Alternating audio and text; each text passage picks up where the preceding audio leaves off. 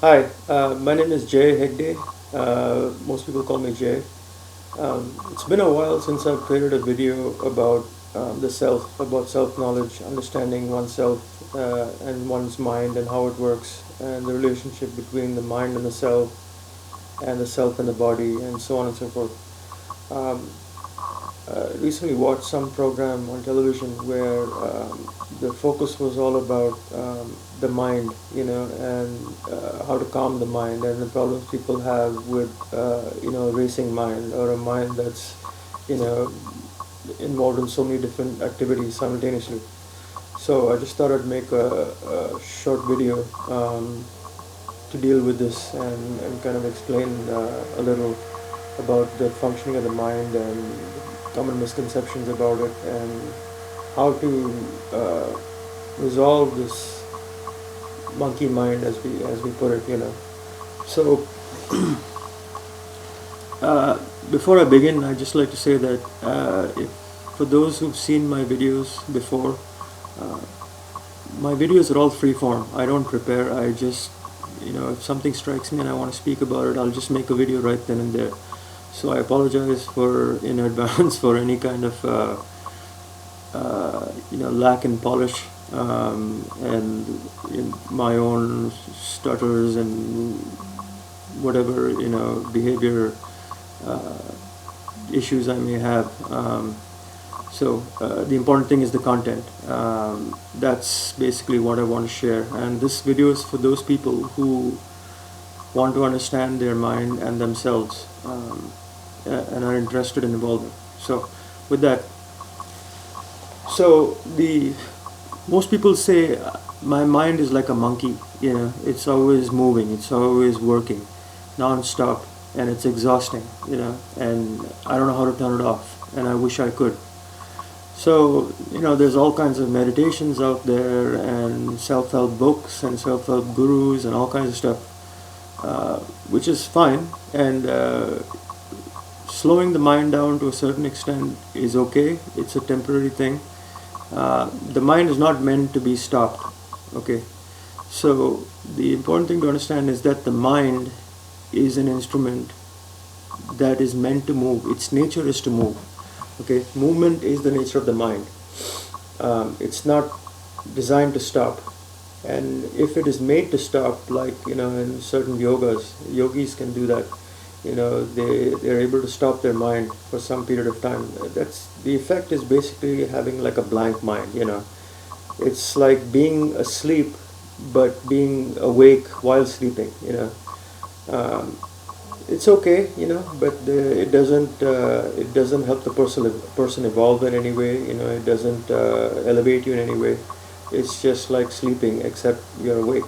So the the mind, like I said, is meant to move. So if we understand how the mind works and the relationship between me and my mind, then we can reach a level of ease, personal ease, where the workings of the mind don't bother me anymore. So this is how we do it. So just imagine if your mind if your mind stopped, or if you could stop your mind for long periods of time, what would happen? So, for example, in the case of emotions, right? So emotions come and go. I have emotions of happiness, of pain, of suffering, of boredom, of all kinds of things. Just imagine if your mind stopped and didn't change, and you were at the point where you were going through pain, some kind of emotional pain. That would be a problem, because pain would persist in your mind and it wouldn't go away, or it would go away extremely slowly, and that would just prolong your suffering, your agony. So it's actually a blessing that the mind is constantly moving. That way, undesirable emotions, thoughts, they come and they go. They don't stay. And that's the beauty of it. Nothing is constant. The mind is constantly changing. And that's a good thing. It's a good thing in terms of emotions. And it's also a good thing in terms of experiential, in terms of my experience with the world. In the sense that, suppose again, let's say I'm looking at a tree and the mind stops. Okay, now if I try to look at something else, because the mind is stopped, the last image, the image of the tree, will remain on my retina and in my mind. And so the next image won't be able to replace it. So you'd have problems, you'd have confusion. I mean, I'd be looking at a car, for example. Let's say I'm in a parking lot, I'm looking at a tree, appreciating the beauty of the tree. And then I look towards the car, but since my mind is stopped, now I cannot see the car. The image of the tree persists. That would create confusion, and it would even create accidents. I could go bang into something because all I see is a tree.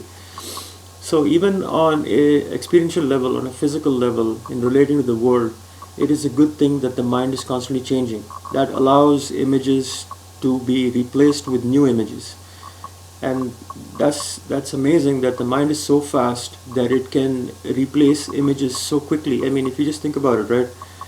1 second I'm looking at my palm, and then next second I'm looking at something way off in the distance. And there's absolutely almost no time elapse, or very minuscule time elapse, between the shift between my mind replacing the palm image with whatever I'm looking at in the distance. It's amazing. It's a wonder of creation that the mind can function so quickly and efficiently.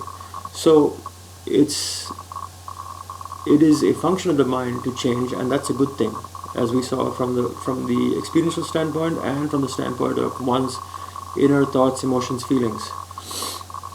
Now, as far as I am concerned and my relationship to my mind, what's important to know is that I am the experiencer. So let's say I am happy right now, and I am aware of the experience of happiness. Okay, now this happiness passes, and the next emotion that comes in is, say, sadness, and now I'm sad. Again, I'm aware of the experience of sadness. And the sadness passes, something else comes in, boredom. I'm bored. I'm aware of the experience of boredom. So, if you look at this, the relationship between me and my mind and the world is that of subject and object. I am the subject and my mind is the object, right? Whatever happens in my mind, I am aware of. I am the subject aware of objects that occur in my mind and that occur in the external world. Now, in order to be the subject and have all these different experiences, I have to be fundamentally changeless. I cannot change. I have to be a constant observer. Only then can I have multiple experiences. The experiences change, but I remain the same. That's how I can have a whole string of experiences and say that I had all these experiences, because I was always there and I was always the same. Okay, that's a very important point, is that I, the self, am changeless. I don't undergo any change at all. Okay, that's very important. Because I'm changeless, I can be the observer, the witness, and I can have multiple experiences, all kinds of experiences. And it's fine, I can enjoy them. I can even enjoy the painful ones because I am constant. Okay, I don't undergo any change. Only the experiences undergo change. So I can just be a witness to pain, to pleasure, to happiness, to sadness, to everything. And when they're all gone, only I remain, right? So that's a beautiful thing. And a perfect example would be like watching television, So I'm the watcher, and what happens on the television is like the mind, Think of the television as the mind, and all kinds of images come and go on the television. Sometimes I get completely wrapped in what's going on on television, like it's a story, and there's sadness in the story, and the story makes me sad, and I become sad. Or I get so involved in the story that I'm literally in that world, and then I have to pull back when that movie is over. But that's the beauty of it, that I can pull back. That even while I'm immersed in a movie or a show of any kind, I'm still me. I'm still separate from it.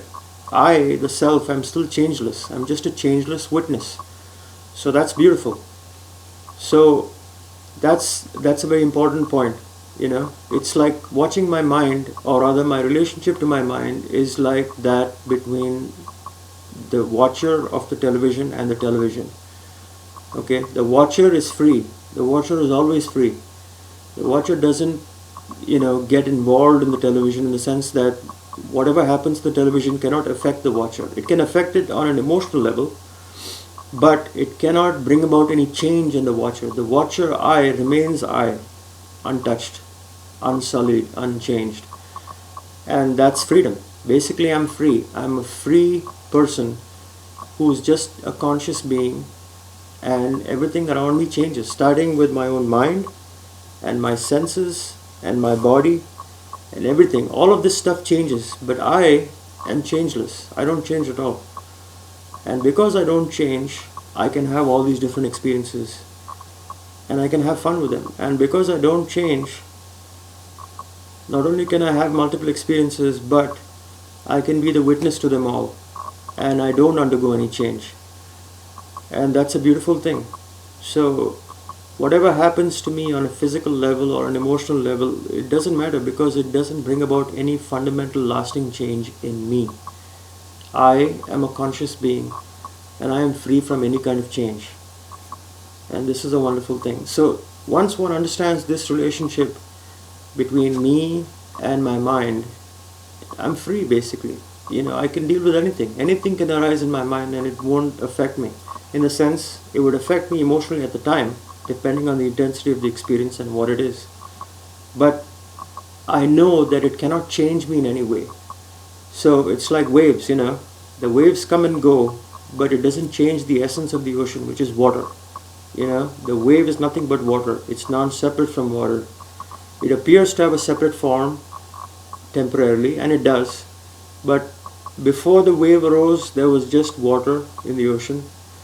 Once the wave arises, yes, there is a form and a function. But if you look at that wave, it's just water in and through. And then once the wave subsides, goes away, again what remains is just water. And that's exactly how I am with respect to my mind and with respect to everything else. My body, my senses, everything. All of these things undergo change, constant change. With the body, you may not see it, on a very deep or on a cellular level. If you could, you'd see that it's constantly changing. But you can see the changes in the mind because it's so rapid. And that can help you appreciate your relationship, that you're changeless and your mind is changing. So that's wonderful. That's like watching TV, basically I can have a relationship with my mind like that of a person and their television. Once I view my mind that way, which it is that way anyway, then I'm free. I don't need anything to go away. I don't need depression to go away, because it'll go by itself. It doesn't matter, and the depression cannot change me intrinsically, because I am consciousness and I don't undergo any change. I'm just a witness. So this is a beautiful thing, and I just wanted to share it with you guys. And I hope you enjoyed it. Again, once again, I apologize for my stutters and whatever mannerisms I may have. My wife gave me some feedback last time, that I tend to sniff a lot and stutter and repeat myself, so I apologize. Anyway, like I said, it's the content that's important, and I hope you guys enjoyed it, and I shall post this video on Facebook and on YouTube. And yeah, it would be nice if I could get some feedback. Let me know what you thought of this video, whether it sucks, whether it's good, whether it could use some improvement. I'm sure it could. And yeah, I'll probably make another video sometime. It all depends on the feedback I get, or if I feel that there's something I want to share like this. So anyway, thank you very much, and bye-bye.